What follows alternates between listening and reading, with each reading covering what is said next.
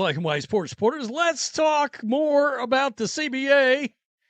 Breanna Stewart, one of the VPs on the Executive Players Committee for the Players Union, has come out and made some comments. And look, one could say she's stating the obvious, but to hear it out loud and know, oh crap, there may be a strike coming down the line. I mean, it's ridiculous. Everybody knows they are not going to get what they're wanting from the revenue share. March 10th, 2026. That's the hard deadline.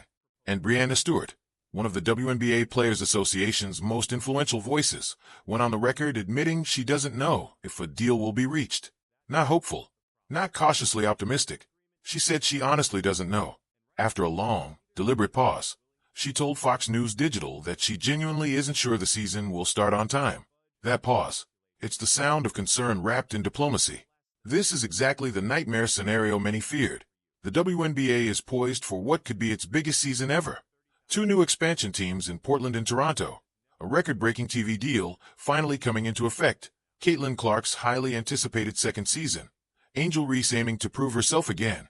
And Paige Buecher's preparing for the draft. Everything seems perfectly aligned for a historic year. Yet here we are. The Players Union and the league remain locked in tense negotiations over revenue, sharing a single unresolved issue with the power to stall the WNBA's momentum, just as it hits unprecedented attention. Getting no closer. And, you know, the math is the math. The economics is the economics. There used to be a show back in the day on ESPN called Numbers Don't Lie. Long time ago, back when ESPN was still decent. And I'm sure the WNBA/NBA owners are sitting back going, the numbers don't lie. The money's not there. We're not going to tank the league over this ridiculous revenue sharing request that you guys keep putting out there. Here's what makes this situation so unusual. Reports say the players initially lowered their revenue sharing request from 30% to 27.5%. The league responded that even that figure would still result in hundreds of millions in losses.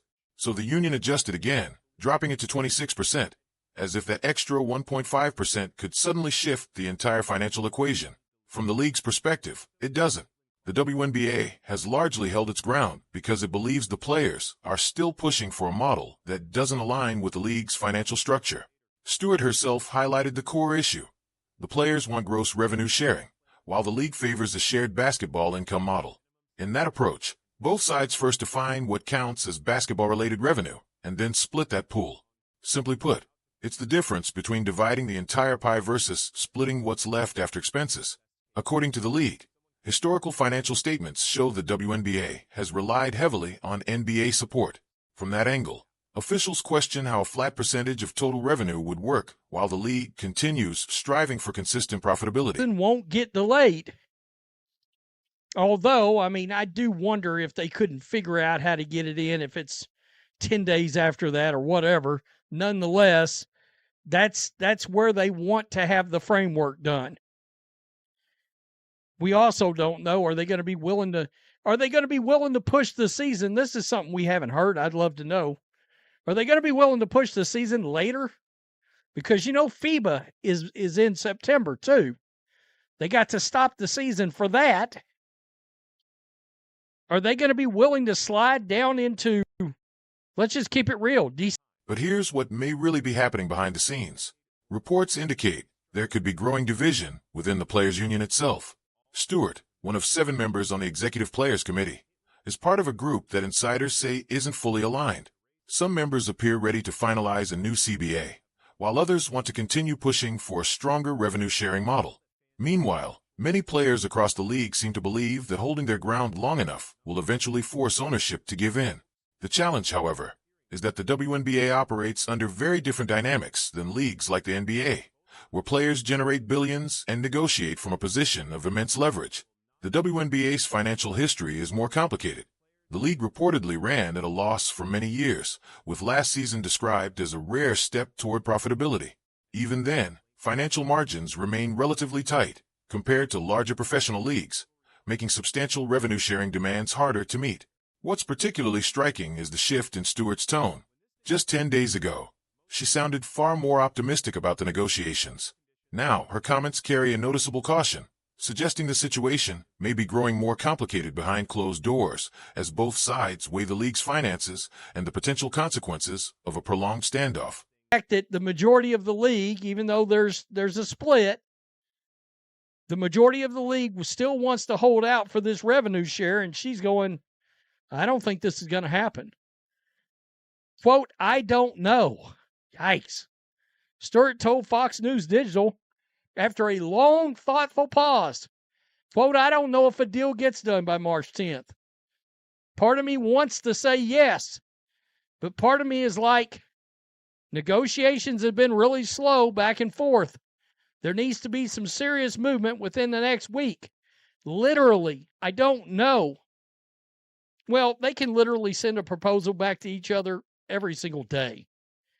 But until that revenue sharing number has a Let's take a closer look at what the league has actually offered, and it's far from insignificant.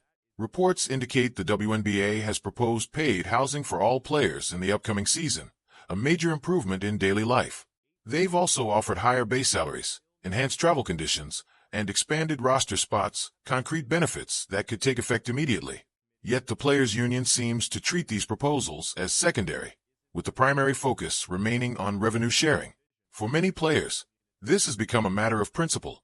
Within the union, the prevailing message is that WNBA athletes deserve compensation structures closer to those of NBA players, creating expectations around a 50-50 revenue split. That expectation has complicated negotiations. Accepting something like 15% or 17% might historically represent progress, but in the current climate, it can feel like settling for less than what players believe they are owed. From the league's perspective, the approach is more straightforward. Demonstrate sustained revenue growth first, then discuss larger sharing percentages. Officials argue that this method reflects the sport's current financial realities. As talks continue, the debate increasingly revolves not just around numbers, but also how both sides interpret the league's economic future and how quickly that future can realistically take shape. Can't agree on. And that's the revenue sharing model. Stewart didn't go into specific dollar amounts. She did say why both sides don't see eye to eye right now about how the revenue sharing is being negotiated. The PA is asking for gross in the league. The WNBA is asking to deal in a SBI, which is a shared basketball income where you negotiate how much money goes into a pot, and that's how the money it's shared to the players. That's the sticking point.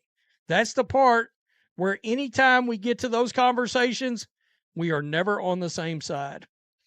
It goes on to talk about the Players Union offered 27.5%. We now know the players have dropped. Here's the part that should worry every WNBA fan. The Players Union hasn't even voted on a strike yet.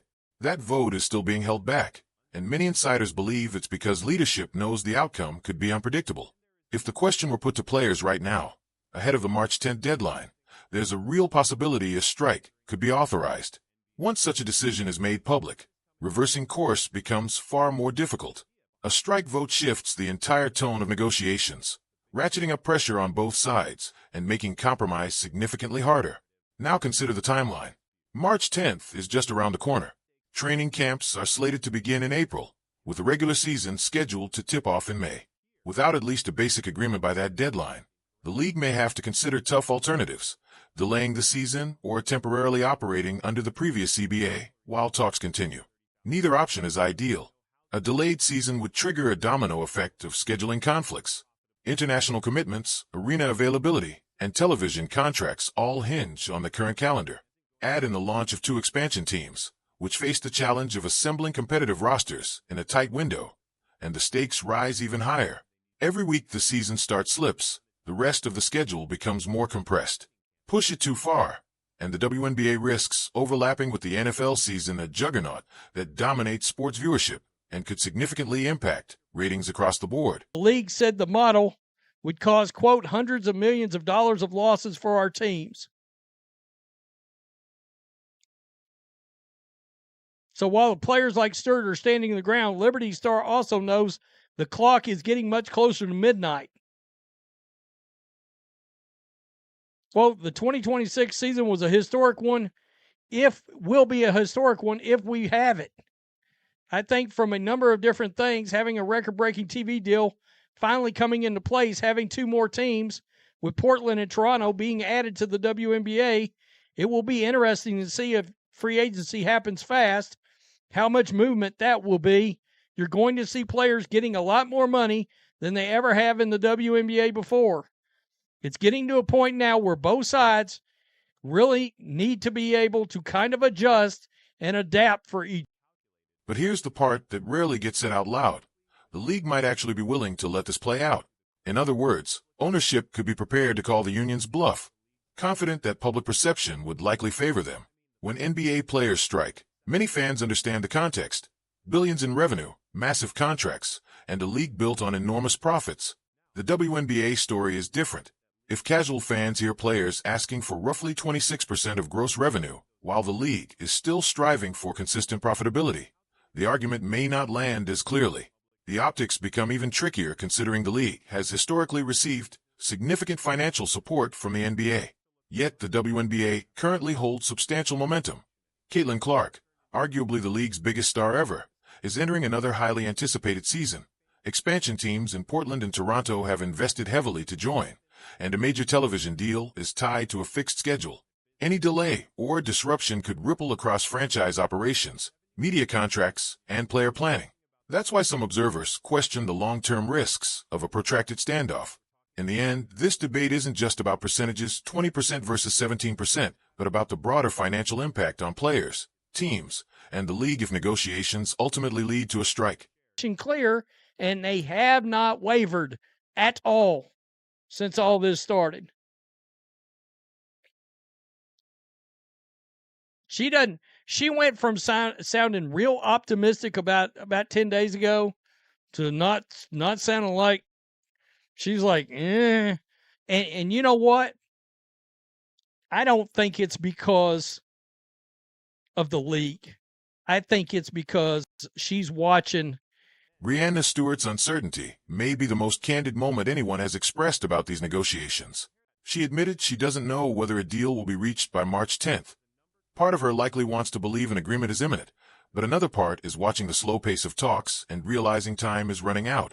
She emphasized that both sides need to adjust and adapt, but in reality, neither is budging. The league has made its stance clear, citing financial data that shows major changes would be difficult without stronger, sustained revenue growth. This leaves the players' union facing a crucial strategic choice. Push hard now for a new revenue-sharing structure, or prioritize reaching a deal that allows the 2026 season to proceed on schedule. Both paths are fraught because each side believes it is safeguarding the league's long-term future. And the timeline adds pressure. March 10th looms. Training camps are set for April, and the regular season kicks off in May. Without meaningful progress soon, the league could be forced into contingency plans, delayed schedules, or temporary measures while negotiations continue. A prolonged dispute could also stall the momentum the WNBA has been building. The league is entering an unprecedented moment of attention, with expansion teams in Portland and Toronto, a major television deal, and stars like Caitlin Clark fueling massive interest. Players, teams, and the league all stand to benefit from maintaining that growth. Some analysts suggest a pragmatic approach. Secure the best current agreement, continue strengthening the league's financial foundation, and revisit larger revenue-sharing discussions once new revenue data becomes available from the TV deal and expansion markets. Others argue this is precisely the moment for structural change. Either way, the next few weeks are critical. The league, the union, and fans are all watching. Will negotiators find compromise before the deadline? Will the union escalate pressure? Or will both sides strike a late agreement that lets the season proceed while deferring bigger debates? For now, one thing is clear. The clock is ticking, and the outcome of these talks could shape the WNBA for years to come.